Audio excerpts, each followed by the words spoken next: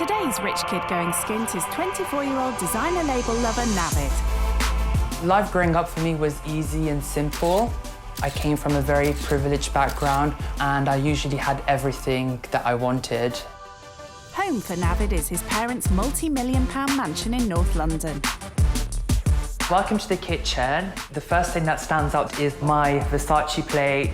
Really, Versace is my life. I love it. The total worth of the plate is around £2,000. £2,000? Now that's expensive taste. In a year, I've literally gone to so many holidays that I've lost count, more than 40 times, to be honest. 40 times a year? When you're an international jet setter, then there's only one way to travel. Usually when I travel, it's either in business or first class. You don't want to get to a destination just feeling tired.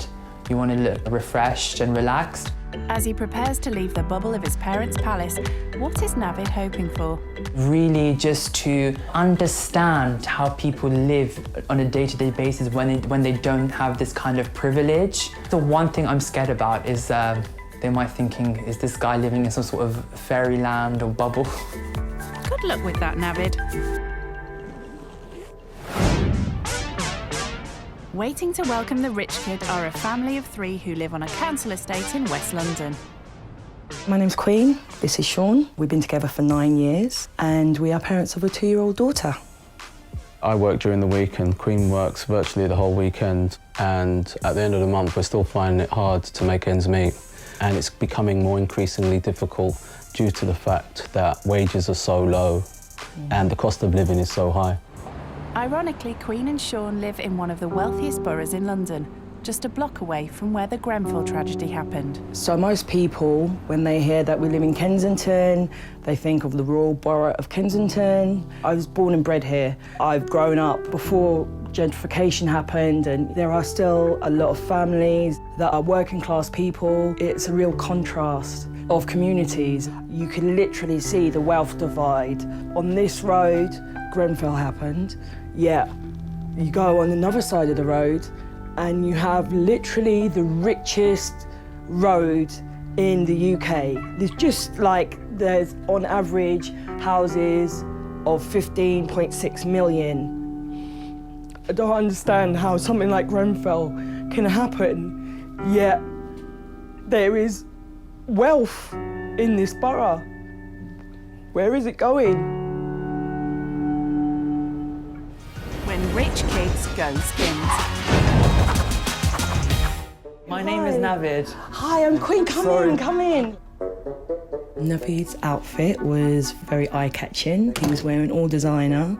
I'm sure that cost quite a bit of money. So this is my kitchen. What about you? What's your kitchen like? It's slightly bigger, but I don't cook. Oh, you don't cook? No. Not at all. Beans on toast? No, not even that, to be honest. Okay. Just we've got someone who helps out with the cooking and stuff. Okay, cool. It's quite surprising that he doesn't do anything for himself. I think he might struggle a little bit in the next couple of days. Okay, follow me. Thank you very much. This is my bedroom. Thank you. Oh, wow. Okay. Nice and cozy. Very, very much so. What's your bedroom like then? In terms of my covers and my bed, it's the designer brand. Nice. So, which is nice. And then I've got the cushions, which are designers, and I've got my own walk-in closet and bathroom. Walk-in closet. I could so be with one of those, I tell you. I quite like my bedspread. It's not designer, but it's really nice. I'd like to see actually what the difference would be. Some people are into labels and designer stuff, and if that's what they can afford, that's brilliant. It's just not something I've ever thought of. This is where you're going to be sleeping tonight. I like it. It's really nice and cozy and warm. I'll let you get comfortable. I noticed, actually, while we were going round, he kept saying everything was very cosy. So I think he's probably used to having a lot more space than here. It's actually my first time sleeping in a sofa. I'm still having a bit of palpitation just thinking about it. Introductions over and Sean off to work, Navid has a little something for his host. Oh my God, What is this? Okay, so these are basically plates. So I just thought, because I love this brand so much, I wanted to also give it to you. Oh, that's amazing. I hope you like it. Yeah, no, these are beautiful. And yeah, just a little, no worries, it's my pleasure. And honestly, I didn't even know Versace did plates. It's not something that's very practical because we can't eat off. Well, he says he eats off his. That's fine. I don't think I can do that. Queen's taking Navid out to explore the local area. This is my local park. Wow. It's just at the end of my road, which is really convenient. Yeah, definitely. And I always, especially in the summer, we will spend a lot of time here. Yeah. It's really nice, it's really safe, it's really clean. Look! It's time to play. Having shown her guest how she takes advantage of their local free amenities, Queen wants to know how Navid and his family spend their spare time. So usually I travel 3 to 4 times in a month. 3 or 4 times a month? The best one I've been to was when I went with my parents to Brazil and Argentina. It was roughly around £20,000. Wow. That was like the best holiday. We flew in first class. We stayed at like 5-star hotels in those 2 places. 20,000 on a 2-week holiday. Wow. Navid's millionaire lifestyle is far beyond the reach of anyone in Queen's financial situation. I just wanted to show you something. This is the nearest estate agent to where I live. He's never had to worry about finding affordable housing. But for Queen, it's a very real concern. She worries that one day her community might be priced out of the area. These are some of the prices that you can find that's quite typical. Yeah. Are you able to afford anything like this? No way. No, there's absolutely no way that we would be able to buy any of these kind of properties. Since Queen's childhood, the area has gone through a great deal of change. It's hard because I grew up here and my sisters grew up here, and you know, and none of us can afford to buy a property around here at all. There are people that have lived there all their lives, their families live here. Yet, you know, they have to move out the area to really far places, some people even outside of London. Queen was telling me today that the area that she lives in, that she can't afford to buy the home that they're in. She was mentioning that there's no security for them to stay forever at this place.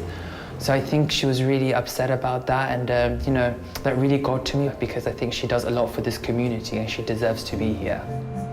Living cocooned in his parents' luxury mansion, Navid doesn't even know his neighbours. But Queen wants to show him that for her, community is everything. I tell you what, it's freezing cold, so let's go get a coffee, a cup of tea, and we'll talk a bit more about it, yeah? Definitely. It was all the locals coming together that helped the neighbourhood through the Grenfell tragedy.